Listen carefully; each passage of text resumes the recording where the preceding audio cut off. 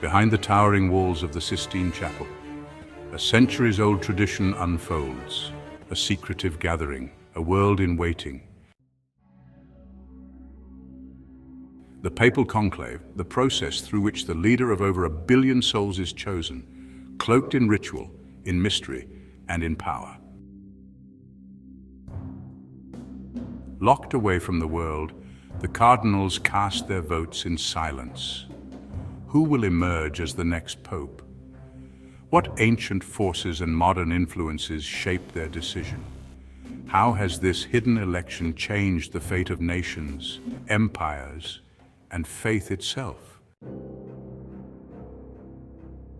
Tonight we step into the shadows of the sacred. We uncover the rituals, the rule, and the secrets of the papal conclave. The papal conclave is the process by which the College of Cardinals selects a new pope for the Roman Catholic Church. The word conclave comes from the Latin cum clave, meaning with a key, because cardinals are locked away until a decision is reached. Early on, popes were often chosen by local Roman clergy and people with heavy influence from powerful noble families or even emperors. This was chaotic and often led to disputes. To fix this, in 1059, Pope Nicholas II issued a decree called In Nomine Domini, limiting the election of popes mainly to cardinals. Later, in 1274, at the Second Council of Lyon, Pope Gregory VI formalized the conclave rules after a particularly long deadlock that had left the Church without a pope for nearly 3 years. Cardinals were locked inside a building and given progressively harsher living conditions to force a decision. This harsh method worked and became the standard. Over time, the rules have been refined. Today, conclaves are held in the Sistine Chapel in Vatican City with elaborate procedures to ensure secrecy. Cardinals under the age of 80 vote, and it requires a 2/3 majority to elect a pope. The famous white smoke, fumata bianca, signals a successful election, while black smoke, fumata nera, means no decision yet. The conclave remains one of the most secretive and dramatic traditions in the modern world.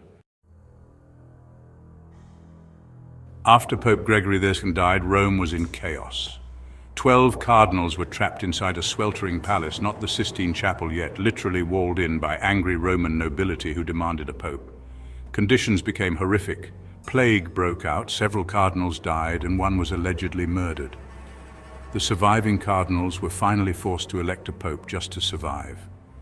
Fun twist: the pope they elected, Celestine IV, died 2 weeks later, before he could even be crowned. After Pope Clement V died, the cardinals were hopelessly divided between French and Italian factions. They fought, bribed each other, and even threatened assassination, and still couldn't agree. The conclave dragged on for 2 years. It only ended when the King of France basically forced them into a decision. The result, a French pope was elected, and the papacy itself moved to Avignon for nearly 70 years. This period became known as the Avignon papacy, or the Babylonian captivity of the Church. After Pope Innocent VIII died, Rodrigo Borgia, the future Pope Alexander VI, bribed nearly every cardinal with massive promises of land, wealth, and power. Votes were bought openly, like a market auction.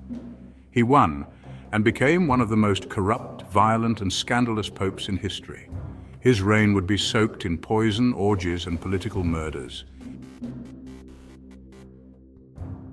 During this conclave, Emperor Franz Joseph of Austria actually vetoed the election of a cardinal, Mariano Rampolla, using a secret right of veto Catholic monarchs had. Rampolla was winning until the veto came. The cardinals were furious, but it worked. They had to elect someone else. As a result, the Church permanently banned secular interference in papal elections, but it showed how kings could still manipulate the conclave. After so many disastrous conclaves, Pope Gregory X passed the UBI Periculum law. Cardinals must be locked away without communication to the outside world. Their food supply was rationed, less each day, to force them to decide faster. It was basically legal starvation to pressure a papal decision. This is why, even today, the cardinals are sealed in the Sistine Chapel until they elect a pope.